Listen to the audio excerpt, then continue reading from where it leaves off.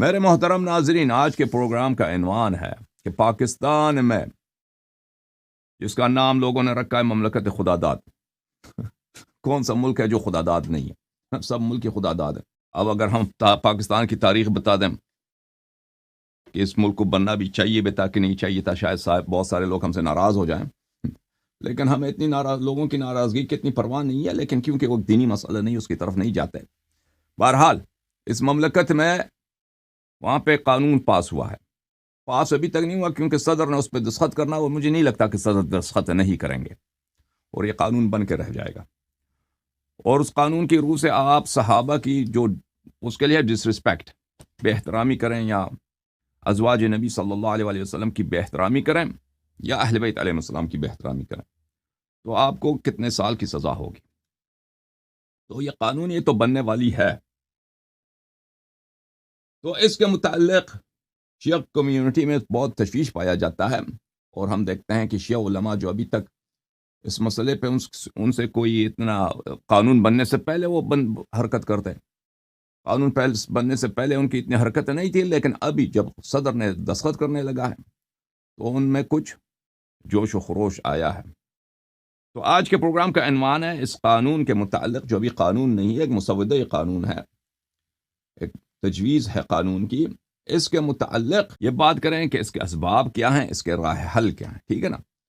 تو میں تو اس کے سبب بیان کر چکا ہوں۔ میرے پچھلے پروگرام میں کسی شخص نے مجھ سے پوچھا کہ اس کا سبب کیا ہے اور اس کا راہ حل کیا ہے، کیونکہ وہ کڑوی دوا ہے۔ اکثر شیعوں کو وہ کڑوی دوا پسند نہیں ہے، ان کو میٹھی دوا چاہیے، میٹھی دوا چاہیے شیعوں کو۔ تو وہ میرے پاس ابھی فی الحال میٹھی دوا نہیں ہے، لیکن آج ابھی میں فون کالز کھولوں گا تو آپ وہ میٹھی دوا آپ، ٹھیک ہے نا، جو میرے مخالف ہیں جو میرے عزیز، میرے بھائی، میرے مخالف ہیں، میرے شیعہ عزیزوں جو میرے مخالف ہیں، کہتے ہیں اللہ یاری اس مسئلے پہ، وہ اس کو غلطی ہے۔ اس نے جو کہا ہے کہ اس مسئلے کہ پاکستان میں شیعوں پہ پابندیاں، شیعوں کے خلاف حکومتی سطح پہ تحرکات اور شیعوں کے خلاف ڈسکریمنیشن کئی سالوں سے، اور ابھی جو لا پاس ہونے جا رہی ہے، اس کے اسباب کیا میں نے آپ کو بتا دیے ہیں، ٹھیک ہے نا۔ اور میں نے زیادہ میں تقیہ بھی نہیں، تقیہ کیا کریں اپنے شیعہ مولویوں سے۔ ابھی جو ہے میرے تقریر کے بعد آپ کال کریں اور مجھے بتائیں کہ آپ اس کا سبب کیا سمجھتے ہیں، کیوں پاکستان میں قانون پاس ہوتے ہیں، اور پاکستان کا جو اصل چلانے والا جو ادارہ ہے، پاکستان کی آرمی، پاکستان کی فوج اور پاکستان کی انٹیلیجنس سروسز، اور ان کو جو چلانے والے ہیں وہ بھی تو کسی کا ہے نا، وہ بھی تو کسی کا غلام ہے، ٹھیک ہے نا۔ وہ ان کو بھی آرڈر آتا ہے باہر سے، وہ بھی اسی لائن پہ چلتے ہیں جو ان کو ڈکٹیٹ کیا جاتا ہے باہر سے۔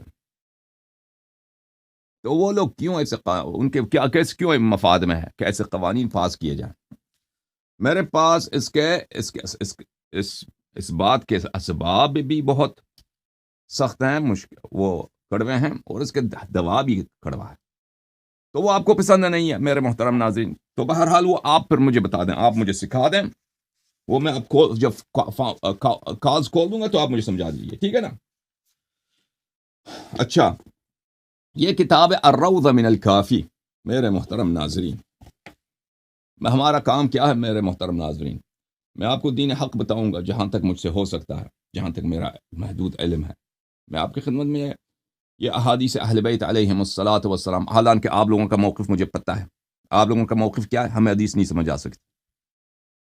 آپ لوگوں نے جو موقف بنایا میرے عزیزو، آپ نے اپنا نام شیعہ رکھا ہے، لیکن کہتے ہیں احادیث اہل بیت علیہم السلام، یہ کیا ہے؟ ہم اخباری تو ہے نہیں، ہاں یہ کیا آپ نے سلسلہ شروع کیا ہے، ہمیں یہ سمجھ نہیں آ سکتی۔ بہرحال اگر سمجھ آ گئی تو یہ آپ کے مولا کا کلام ہے، ذرا سن لینا۔ الروضہ من الکافی للکلینی رحمۃ اللہ علیہ، الجزء الثامن۔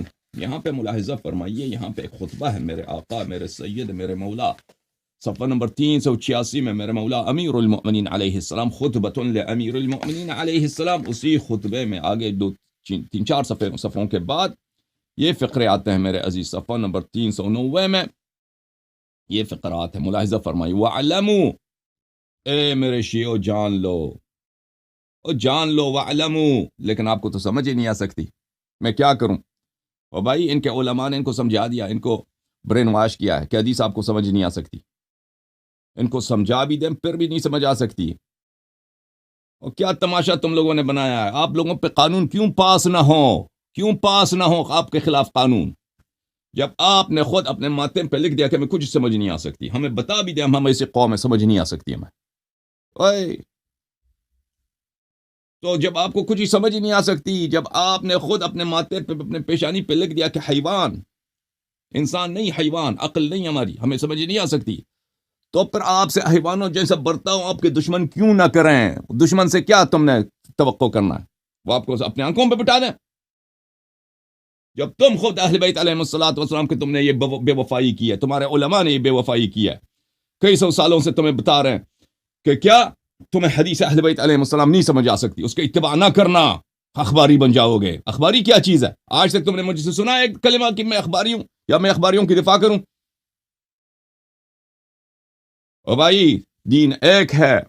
پیغمبر صلی اللہ علیہ وسلم خاتم الانبیاء محمد ابن عبداللہ رسول اللہ صلی اللہ علیہ وسلم ہے، ان کے 12 جانشین ہیں، اور دین نہیں ہے. ہدایت چاہیے تو ان کا اتباع کرنا ہوگا آپ کو. شیعوں سے کہہ رہا ہوں، نجات چاہیے تو اپنے مولا کا کلام آپ کو سیکھنا ہوگا اور قبول کرنا ہوگا اور عمل کرنا ہوگا، اور یہ بکواس چھوڑ دینا ہوگا کہ ہمیں سمجھ نہیں آ سکتی. یہ تمہارے علماء نہیں ہیں، یہ تمہارے وبال جان ہے، یہ تمہارے دین کے دشمن ہیں. فرمایا امیر المؤمنین علیہ الصلاۃ والسلام نے، وَعَلَّمُوا أَنَّكُمْ لَن تَعْرِفُوا الرُّشْدَ حَتَّى تَعْرِفُوا الَّذِي تَرَكَهُ. اے لوگو، تم اس وقت تک رشد و ہدایت کی معرفت حاصل نہیں کر سکتے. اچھی طرح سے سن لو شیعو، اچھی طرح سے سن لو کہ تم ہے کس مولا امیر المؤمنین علیہ الصلاۃ والسلام، وہ جس کے متعلق رسول اللہ صلی اللہ علیہ وسلم نے فرمایا انا مدینۃ العلم وعلی علیہ السلام بابها.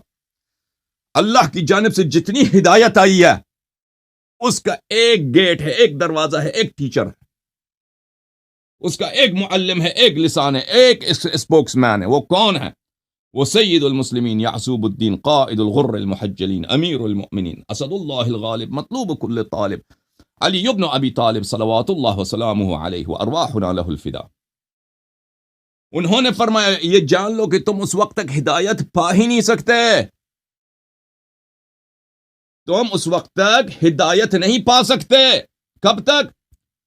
حتی تعرفوا الذی ترکہ، اس وقت تک نہیں جب تک کہ تم ان لوگوں کی معرفت حاصل نہ کرو، ان لوگوں کو نہ پہچان لو جنہوں نے معرفت کو، ہدایت کو چھوڑ دیا ہے. معرفت، ہدایت، ایمان حاصل کرنے کے لیے طریقہ کار یہی ہے میرے محترم ناظرین، کہ تم اس وقت ہدایت پا ہی نہیں سکتے جب تک تم ائمہ کفر، جب تک تم جبت طاغوت، جب تک تم دشمنان اہل بیت علیہم الصلاۃ والسلام کو نہ پہچانو کہ یہ کون ہے. اس کے بغیر ہو ہی نہیں سکتا، ناممکن، مستحیل. حتى تعرفوا الذي تركه ولم تأخذوا بميثاق الكتاب حتى تعرفوا الذي نقضه. تم اس وقت تک قرآن مجید کا جو میثاق ہے، قرآن مجید کا میثاق کیا ہے؟ ایمان باللہ، ایمان بالرسول، ایمان بآل محمد علیہم الصلاۃ والسلام، ایمان بالائمۃ الاثنی عشر علیہم الصلاۃ والسلام.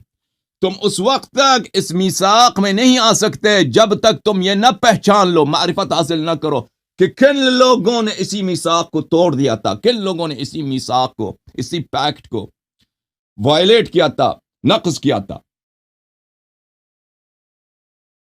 وَلَن تَمْسِكُوا بِهِ حَتَّى تَعْرِفُوا الَّذِي نَبَذَهُ. تم اس وقت تک قرآن کی اتباع نہیں کر سکتے جب تک کہ تم یہ معرفت حاصل نہ کرو کہ کون وہ لوگ تھے جنہوں نے قرآن کو ٹکرا دیا ہے. سمجھ میں آ رہی نا؟ سمجھ میں آ رہی یا نہیں آ رہی؟ آپ کے علماء تو یہ کہتے ہیں کہ بھئی حق بتانے کی وہ فائدہ نہیں ہے. ٹھیک ہے نا، آپ کے علماء آپ کو کیا بتاتے ہیں؟ پتہ نہیں کیا بتاتے ہیں آپ کو. بہرحال جو کچھ بھی بتاتے ہیں وہ اس میں غلط بہت ہوتا ہے. وَلَن تَتْلُوا الْكِتَابَ حَقَّ تِلَاوَتِهِ حَتَّى تَعْرِفُوا الَّذِي حَرَّفَهُ. اے میرے شیعو، اس وقت تک تم کتاب اللہ کی تلاوت صحیح نہیں کر سکتے. اس وقت تک تم کتاب اللہ کی تلاوت صحیح نہیں کر سکتے جب تک کہ تم پہچان لو، معرفت حاصل کر لو کہ کون ہیں وہ لوگ جنہوں نے قرآن کی تحریف کی ہے.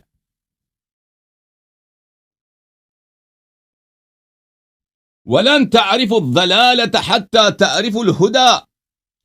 اور گمراہی کو اس وقت تک تم نہیں پہچان سکتے جب تک کہ تم ہدایت کو سمجھ جاؤ، ہدایت کو پہچان لو. وَلَن تَعْرِفُوا التَّقْوَى حَتَّى تَعْرِفُوا الَّذِي تَعَدَّى. امام المتقین کون ہے؟ اس وقت تک اس کو نہیں جانتے جب تک کہ یہ پہچان لو کہ کون وہ لوگ تھے جنہوں نے تقوی، حق کے راستے سے، صراط مستقیم کے راستے سے انہوں نے انحراف کیا اور امام المتقین کے سامنے وہ جبت و طاغوت بن گئے. فَإِذَا عَرَفْتُمْ ذَلِكَ عَرَفْتُمُ الْبِدَعَ. جب یہ پہچان گئے نا، جب تم نے امام حق کو پہچانا اور امام باطل کو پہچانا، جب تم نے حدات معصومین علیہم السلام کو پہچانا اور تم نے ائمہ مضلین کو پہچانا، جب تم نے خلفاء اللہ و خلفاء الرسول بالحق کو پہچانا اور خلفاء الشیطان کو پہچانا، اس وقت ہی تم بدعات کی معرفت حاصل کر سکو گے.